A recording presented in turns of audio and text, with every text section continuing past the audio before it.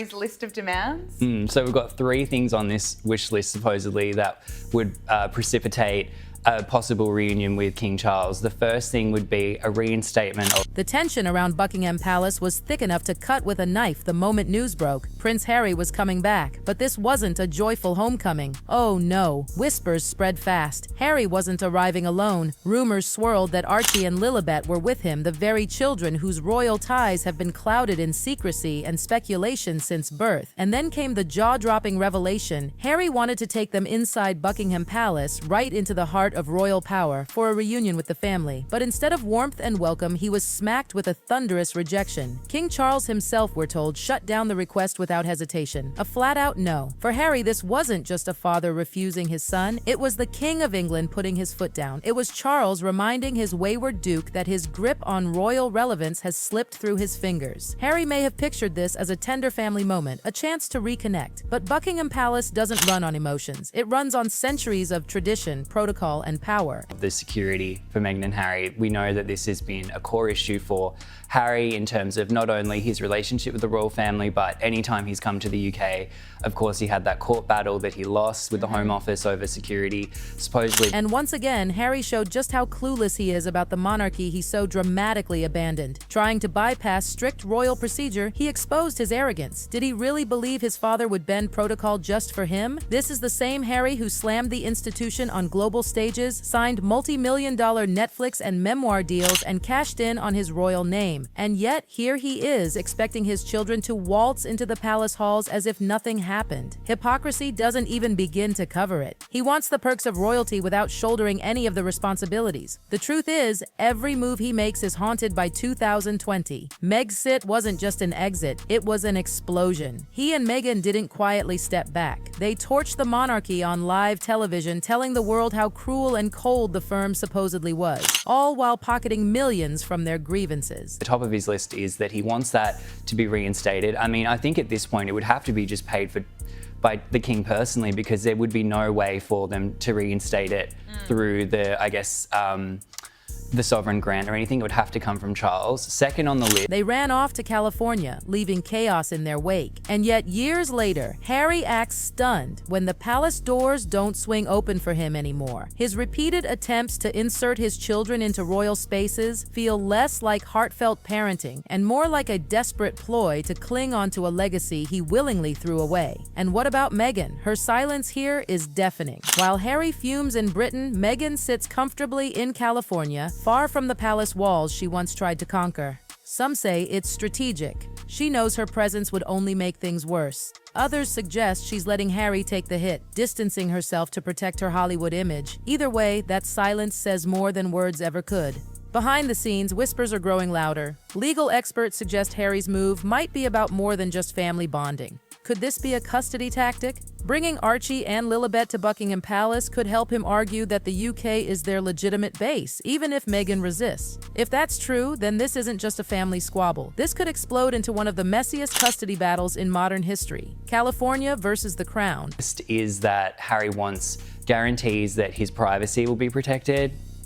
I don't know about that. I mean, kind of maybe implying that, you know, Charles would be doing the leaking. I think that if anyone is leaking to the media and betraying privacy, I don't know. Imagine it, an international custody war, with King Charles and Buckingham Palace looming on one side and Meghan Markle battling from the other. One thing's for sure, Meghan would never give up control without a fight. The reality is brutal. Harry's arrogance slammed into Charles's authority, and what followed was humiliation. But if you think the story ends here, think again. The fallout is only getting uglier. For years, suspicions have swirled around Archie and Lilibet's births. Questions about surrogacy, secrecy, staged appearances. The Sussexes never put those rumors to rest. By demanding that his children step inside Buckingham Palace, Harry may have accidentally poured gasoline on those fires all over again. Some insiders even believe Charles's rejection wasn't just about protocol, it was about doubts. The calls coming from inside the house. Absolutely. And the third thing, and I think this might be the hardest pill to swallow for the royal family,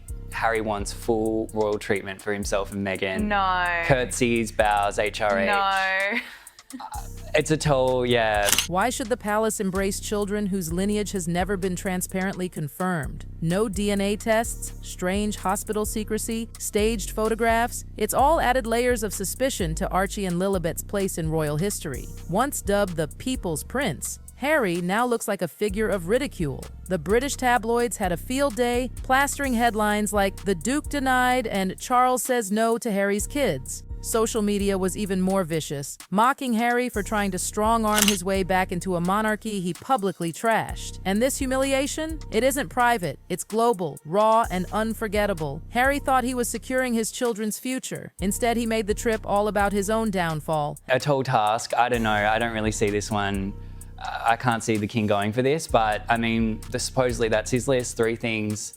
They're the demands after, exiting the royal family, flying off to California, all the Netflix deals, And perhaps the most shocking twist? The silence inside Buckingham Palace itself. Queen Camilla, Prince William, Princess Catherine, none of them stepped forward, none of them offered even the faintest gesture of support. It was as if the entire family was saying, "This time, enough is enough." Instead of being fractured, the royals look more united than ever behind King Charles's decision. For Harry, that spells one thing: isolation.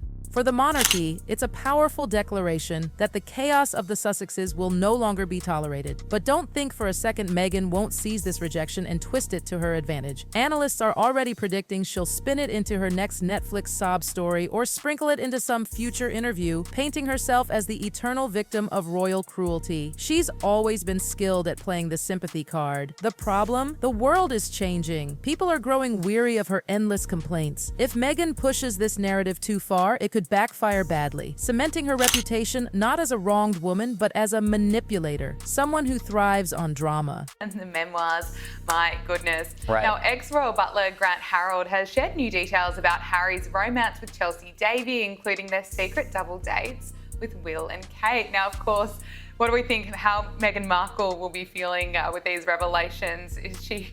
This rejection is a turning point. Harry now stands between two worlds, unwanted in Britain, irrelevant in America. His big memoir splash, already fading from memory. His Netflix empire, shaky at best. Even his charity projects are drowned in constant controversy. And now, with Charles refusing Archie and Lilibet's entrance into the palace, Harry's last shot at piecing together his royal identity has crumbled. The big question is, will he finally accept his diminished role, or will he spiral deeper into desperation, dragging Meghan and the children into the mess with him? Because let's face it, this wasn't just about kids visiting a palace. This was about drawing a line in the sand, and King Charles made sure his son knew exactly where that line was. Upset?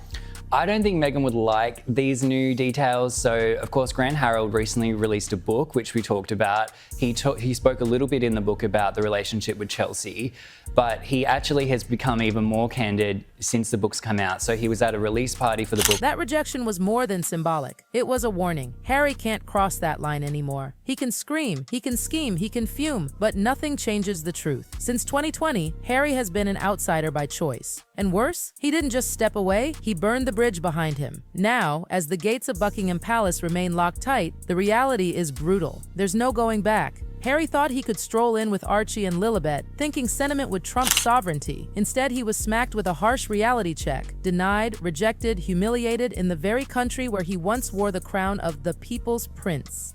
And here's the kicker. This isn't just about palace protocol, it's about Harry's credibility as a man, as a husband, as a father. Because if he truly wanted stability for his kids, would he really drag them into the very circus he created? Or is this whole stunt about one thing and one thing only? His obsession with clawing back the power and prestige he recklessly threw away. And that brings us to the chilling question. Where does Harry even go from here? In America, his brand is collapsing. In Britain, his family has cut him off. And in between, 2 children, Archie and Lilibet, stuck in the crossfire of a war they never chose. Think about this. What happens when those children grow up in the long shadow of rejection? Do they turn their anger toward the monarchy for slamming the gates, or do they look to their own parents, Harry and Meghan, and blame them for the reckless choices that destroyed their place in history? Friends, we are not just watching a family fight. We're witnessing a royal implosion unfold in real time, a father battling his king, a son begging for relevance, a monarchy tightening its walls, and all of it playing out on the global stage. Harry didn't just miscalculate. He underestimated the crown itself. King Charles wasn't just protecting palace protocol, he was protecting the very legacy of the monarchy. And as the dust settles, one brutal fact is clearer than ever. The future of the crown will be written without Prince Harry. Now it's over to you. Was Charles right to slam the door? Should Archie and Lilibet ever be allowed inside Buckingham Palace again? Or has Harry finally burned the last bridge to his royal past? Because this debate is far from finished. And trust me, the next chapter in this saga, it's going to be even more explosive. Even